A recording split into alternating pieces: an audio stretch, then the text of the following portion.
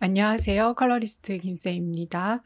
김쌤의 컬러리스트 실기 가이드 교재 그리고 온라인 강의 이제 활용을 해서 공부하시는 분들을 위해서 산업기사 감성배색 공개 문제 30회를 좀 정리를 해 드렸습니다. 내용을 보시면 아시겠지만 배색 방법에 따라서 문제들을 또 좀 분류를 했고요. 그리고 실기 가이드 교재에 보면 색채 이미지 표현 연습이라고 있는데요. 그 이미지 표현 연습에 해당되는 12개 종류의 이미지를 기준으로 해서 이 문제들을 좀 분류를 했습니다.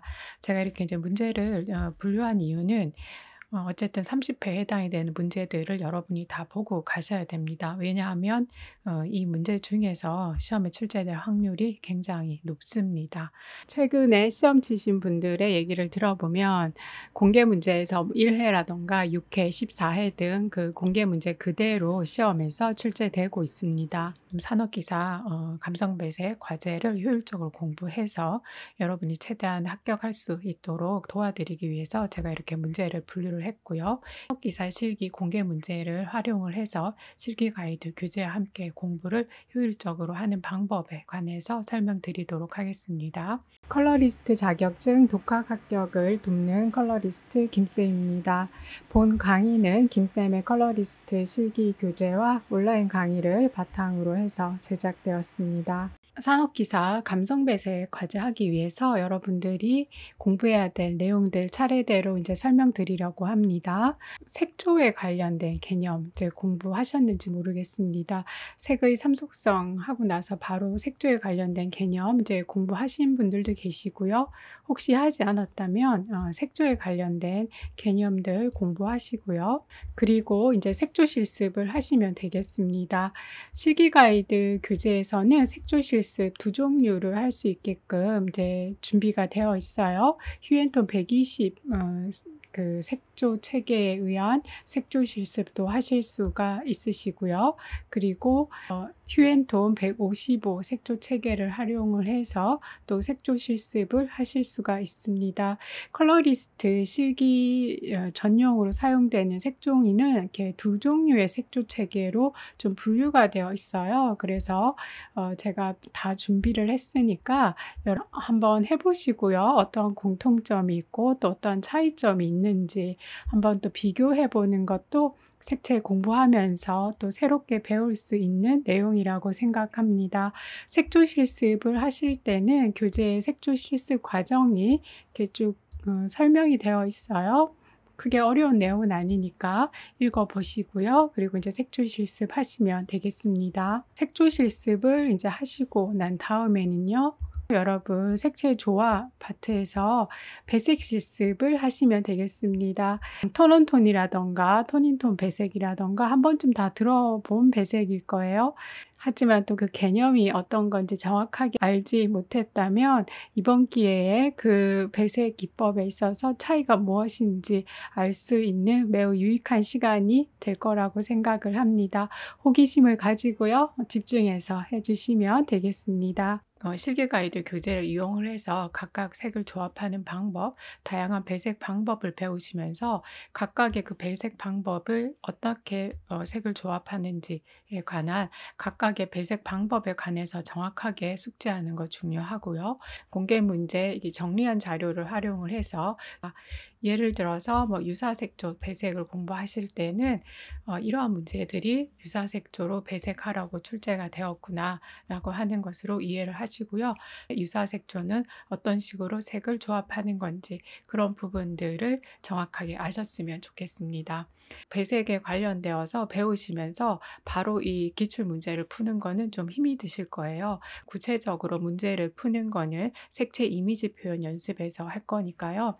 이 정리된 자료를 활용을 해서 각각의 배색 형식, 배색 기법을 배울 때 문제가 어떤 식으로 출제되었는지 살펴보는 것 꼭 추천을 드리겠습니다. 교재를 이용을 해서 배색 방법도 공부하시고요. 그 배색 방법에 관련되어서 출제된 문제들도 한번 이제 눈에 익히신 다음에는요. 8장에 있는 색채 이미지 분석 및 표현을 이제 공부하시면 되겠습니다.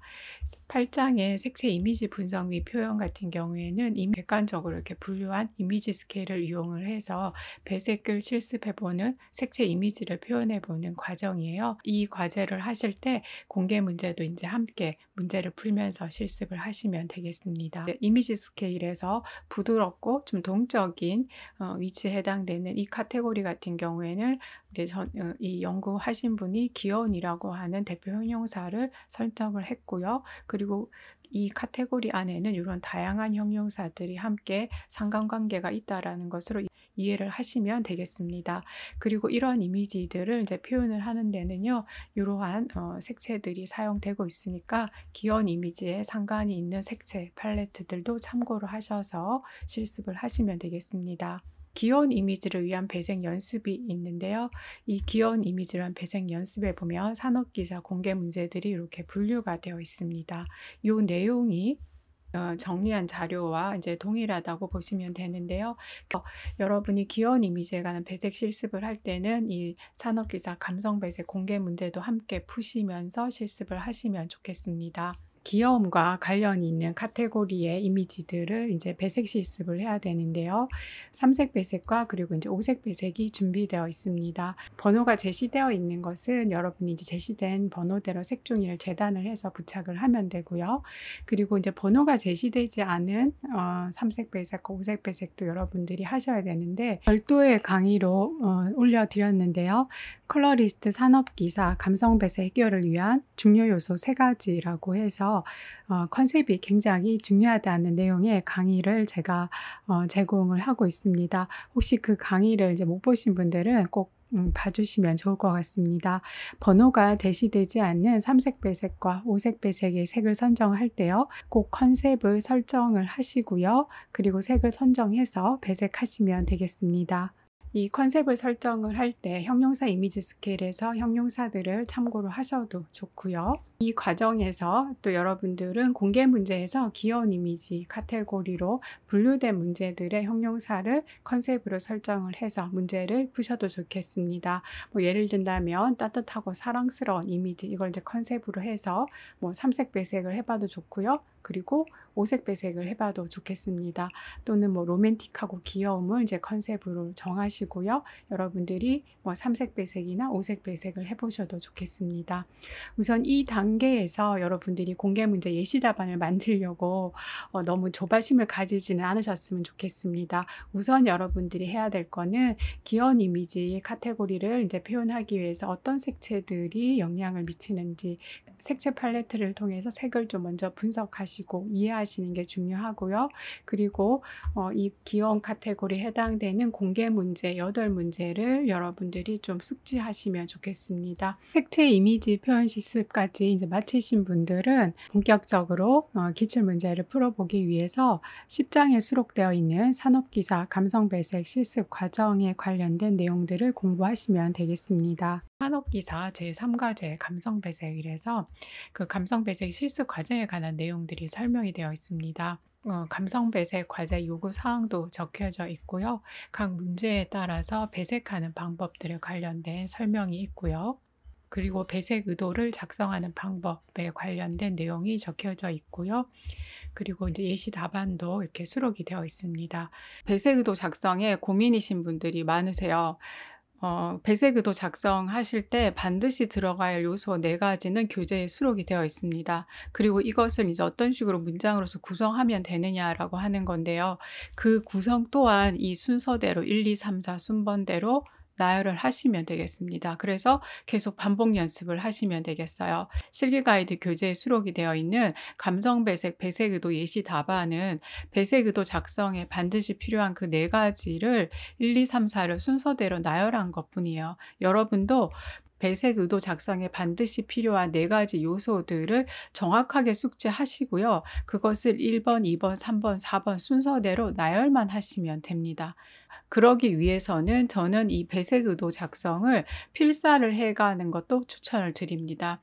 필사를 하면서 배색 의도의 중요한 4가지 요소가 어떤 식으로 서술이 되어 있는지를 보시고 문장이 어떤 식으로 구성이 되어서 흘러가고 있는지를 파악을 하시는 것도 이 네 가지 요소에 익숙해지기 위한 하나의 방법이라고 생각을 합니다. 기출 문제를 통해서 배색하는 방법, 그리고 배색 의도 작성하는 방법, 그리고 그 예시를 보면은 무엇을 공부해야 되는지 아실 수가 있습니다. 10장에 해당되는 요 내용들을 이제 보시고 난 다음에는요. 교재에 수록이 되어 있는 감성 배색 과제 기출 문제를 한번 풀어보시면 좋겠습니다.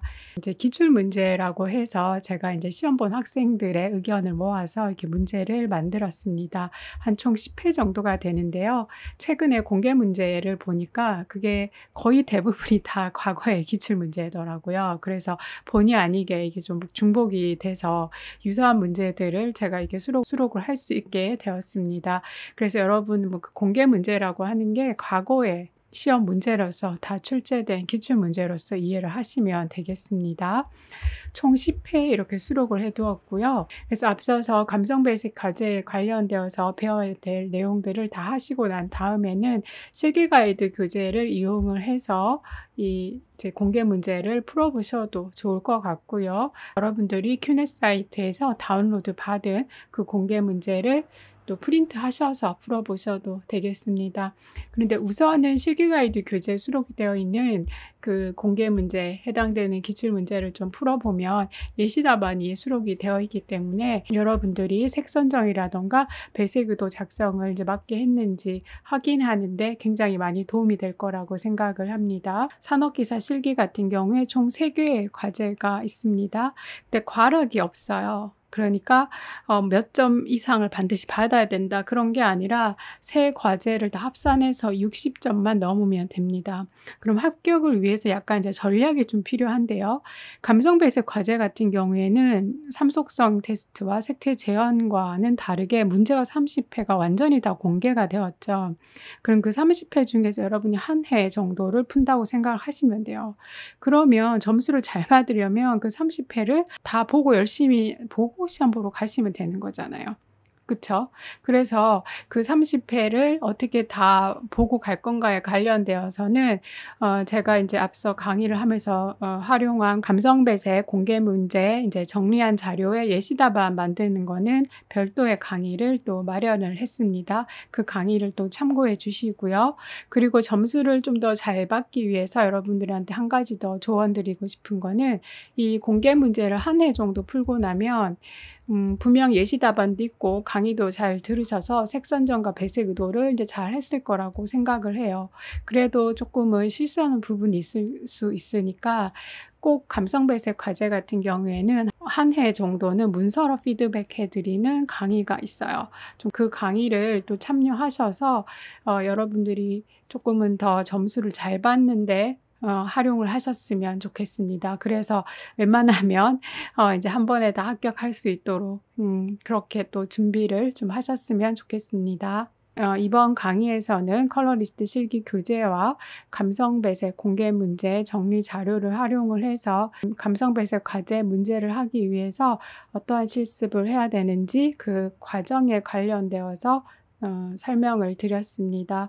차근차근 잘 준비하시고요. 감성 배색 과제에는 1점이라도 깎이지 마시고요. 꼭 합격하시기를 바랍니다. 컬러리스트 김쌤이었습니다.